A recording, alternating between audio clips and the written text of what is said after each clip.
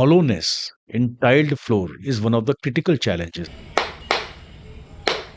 whether you are doing new construction or renovation. Hollowness से मेरा मतलब है कि आपने घर में टाइल लगाए हुए हैं और अगर आप उसको टैप करेंगे ऐसा लगता है कि वो सॉलिड तरीके से चिपका हुआ है, ठीक है। लेकिन हॉलोनेस में साउंड कैसे आएगी?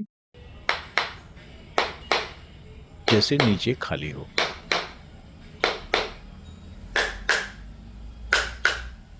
अब सवाल ये है कि अगर हॉलोनेस है और इस तरह की आवाजें आती हैं टैप करने में, तो उससे हमें क्या फर्क पड़ता है? कंसर्न होना चाहिए। क्यों?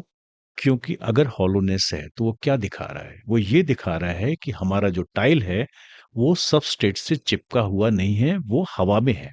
उससे ये होगा कि कभी कोई सडन इम्पैक्ट, पॉइंटेड लोड अगर टाइल पर आता है तो टाइल आपका क्रैक हो जाएगा। और अगर ऐसे ही ये पड़ा रहा तो धीरे-धीरे और लूज़ हो जाएगा। बेसिकली आप समझ लीजिए कि टाइल सबस्ट्रेट से चिपका नहीं है। अगर टाइल सबस्ट्रेट से चिपकाना ही नहीं था, तो इतना सब झमेला हमने क्यों पाला? सीधे-सीधे रख देते और यूज़ कर लेते। टाइल का चिपकना सबस्ट्रेट से ज़रूरी है और जब वो नहीं होता या टाइल पूरी तरह से नहीं चिपका होता, तो पानी अंदर जाएगा और अंदर तो स्वागत की पूरी तैयारी है, तो पानी वहाँ रुक जाएगा। जब पानी वहाँ रुक जाएगा, तो क्या होगा? जो आपकी स्लैब है, जो आपकी सबस्ट्रेट है, उसका डिटेरियोरेशन शुरू हो जाएगा। और इसके अलावा अगर किसी प्रीमियम प्रोजेक्ट में इस तरह की प्रॉब्लम आती है, तो वो उसकी प्रीमियमनेस पर भी एक क्वेश्चन मार्क है। आज का ये podcast is in response to the question asked by mister Pawar, who is a construction professional and who represents a reputed developer. He believes in giving quality work to its customers, which is appreciable. इस podcast में हम 3-4 main बातें जानेंगे। पहली ये कि hollowness होती क्यों है? दूसरी, अगर हॉलोनेस को अवॉइड करना है, तो हमें क्या करना पड़ेगा? और तीसरी, अगर हो ही गया है, तो क्या इसका कुछ इलाज है? तो stay with me for few more minutes because ये जानना आपके लिए ज़रूरी भी है और फ़ायदेमंद भी। Namaste and welcome to on the floor. मैं हूं दिनेश व्यास। आप जानते हैं कि ओटीएफ के इस प्लेटफॉर्म पर आपको मिलती है अनबायस्ड और authentic information about building materials, about flooring and related subjects. अगर अभी तक नहीं किया है तो आप इस चैनल को सब्सक्राइब कर लें। चलिए हम बढ़ते हैं अपने टॉपिक की ओर। हॉलोनेस इन टाइल्ड फ्लोर क्यों, कैसे अवॉइड करें और क्या इसका इलाज है? रेमेडियल मेजर्स क्या है? जैसे कि मैंने बिगनिंग में कहा कि हॉलोनेस कोई साउंड की समस्या नहीं है, ये एक टेक्निकल इशू है। हॉलो टाइल के नीचे एडिशन प्रॉपर नहीं होता। इसका मतलब है कि वो सरफेस लोड बेरिंग कैपेसिटी में कॉम्प्रोमाइज्ड है।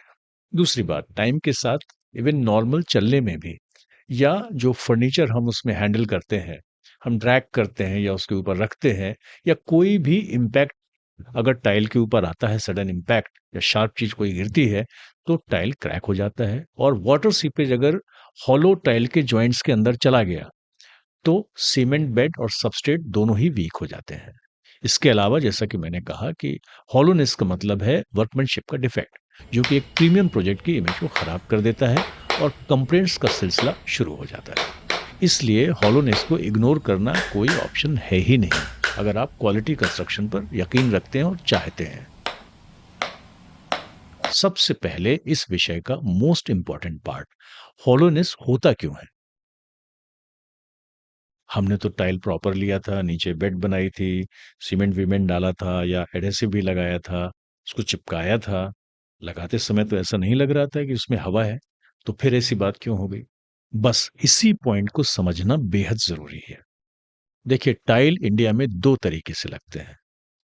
कुछ लोग हैं जो प्रॉपर टाइल एडहेसिव यूज़ करते हैं, प्रॉपर तरीका यूज़ करते हैं, नॉच ट्रॉवेल यूज़ करते हैं, नीचे की बेड पहले स्ट्रॉन्ग करते हैं, लेवल करते हैं या इवन सेल्फ लेवलिंग कंपाउंड से उसको लेवल करते हैं।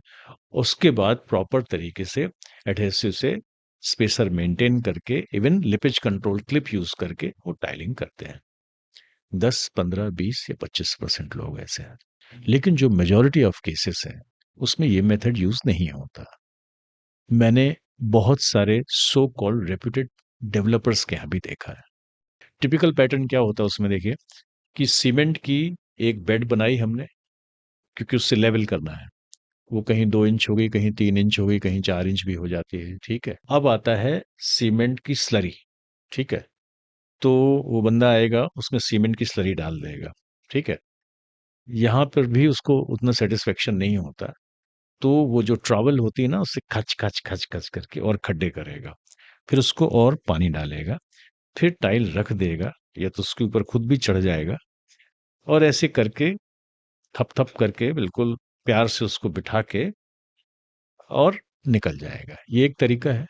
समस्या 90% इन केसेस में एक ही कारण है, सीमेंट देखिए श्रिंक हो जाता है।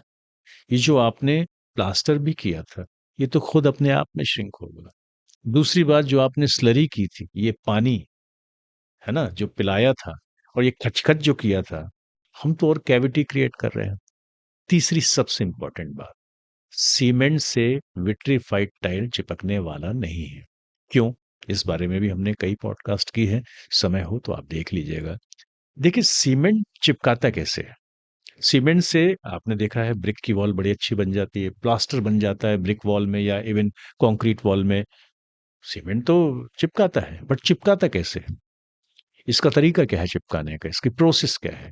तो वो हाइड्रेशन के कारण चिपकाता है। एकदम सरल शब्दों में अगर मैं आपको कहूँ, तो हाइड्रेशन यानी कि जब सीमेंट का पानी के साथ में रिएक्शन होता है, उसमें एक जेल बनता है, या आप और सिंपल तरीके से समझ लीजिए, मान लीजिए कि ये ब्रिक है, थोड़ी देर के लिए मान लीजिए, और यहाँ पे मैंने सीमेंट लगाया, ठीक है? सीमेंट क्या करता है, जब पानी के साथ मिलता है तो उसमें एक केमिकल रिएक्शन होता है। उसमें मान लीजिए कि छोटी-छोटी क्रिस्टल फॉर्म हो रहे हैं हाइड्रेशन में, ठीक है? वो इसमें जो पोर्स हैं, तो उसके पोर्स में वो सीमेंट स्लरी जाती है, फिर धीरे से ग्रो होती है, तो उसको जकड़ लेता है, ठीक है? इंटरलॉक कर लेता है।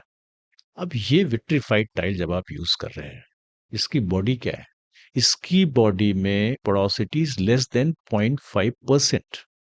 पोरोसिटी कैसे मेज़र करते हैं आपको पता है? वाटर अब्ज़ॉर्प्शन से। It is an indicator of tile bodies porosity, ठीक है? अब इसमें पोरोसिटी है नहीं, सीमेंट तो अंदर जा नहीं रहा, तो वो मैकेनिकल बॉन्ड बनेगा कैसे? एक तो बॉन्ड नहीं बन रहा, दूसरी बात, उसमें जो एक्सेस पानी है, हाँ?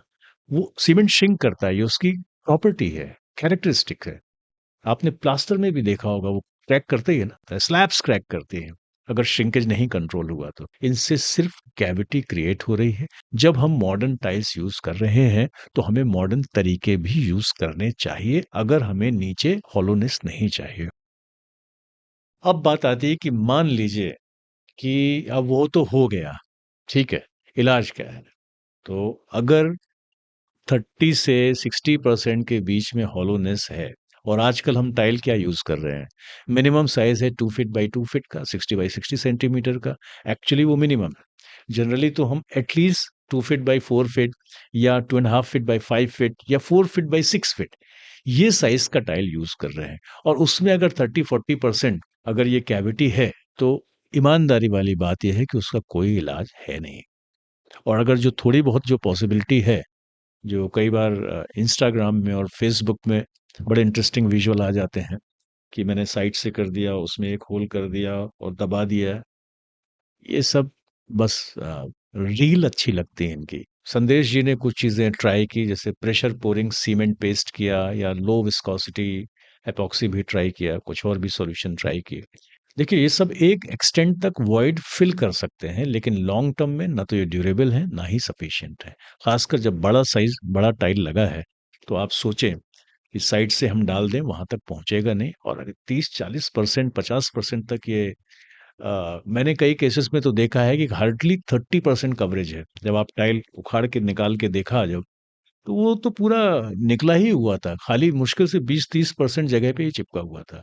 तो इतने बड़े वॉइड में कोई भी चीज़ काम नहीं करेगी। ज़बरदस्ती काम कराना ही है तो फिर टाइल में होल करें, फिर कुछ डाला जाए, क्या डाला जाए इसके बारे में बाद में बात करते हैं। तो वो क्या एस्थेटिक्स को आप सपोर्ट करेंगे, जगह-जगह आपने होल किए, अगर जो फंक्शनल जगह है तो शायद वहाँ पे फिर भी हो सकता है, लेकिन घर में जहाँ पे एस्थेटिक्स चाहिए फ्लोर में, वहाँ तो ये भी काम नहीं आएगा। अब बात आती है कि नहीं भाई, हो गया है तो क्या करें? हो गया है और अगर टाइल की थिकनेस ठीक-ठाक है, तो आप चिंता ना करें, घर में है, आप मार्क करके रख लें और कोशिश करें कि उन जगहों पर कोई ऐसी भारी चीज़ या ठोका-ठाकी वाली ना करें, जहाँ पर आपको ज़्यादा साउंड आ रही है, जहाँ पर आपको ज़्यादा हॉलोनेस लग रही है। जब तक चल रहा है, चलाइए। हालाँकि बाहर की कुछ कंट्रीज़ में इलास्टोमेरिक जो फिलर्स हैं एक्रिलिक बेस्ड, वो काफ़ी मार्केट किए जा रहे हैं इस तरह की हॉलोनेस के लिए। एक एक जैसे ब्रांड है उसमें फिक्सा फ्लोर करके। इंडिया में वो प्रोडक्ट तो अवेलेबल नहीं है, लेकिन कुछ एक्रिलिक बेस्ड फिलर्स ज़रूर हैं। पिडिलाइट, रॉफ, सिका, ये सभी इंजेक्टेबल टाइप के चीज़ें बना रहे हैं कुछ प्रोडक्ट्स। कितने सक्सेसफुल होंगे इस डिस्कशन से आप अंदाज़ा लगा सकते हैं, लेकिन ट्राई करने में कोई हर्ज नहीं है। अब आपसे एक सवाल, क्या आपने खुद अपने प्रोजेक्ट में इस हॉलोनेस को एक्सपीरियंस किया है? क्या मेथड आपने यूज़ किया था टाइलिंग के लिए? सीमेंट और स्लरी या फिर टाइल एडहेसिव? कमेंट्स में आप अपना एक्सपीरियंस शेयर ज़रूर करिएगा। फिर मिलेंगे अगले पॉडकास्ट में किसी नए टॉपिक या नए सवाल के साथ। Thank you very much for all your support.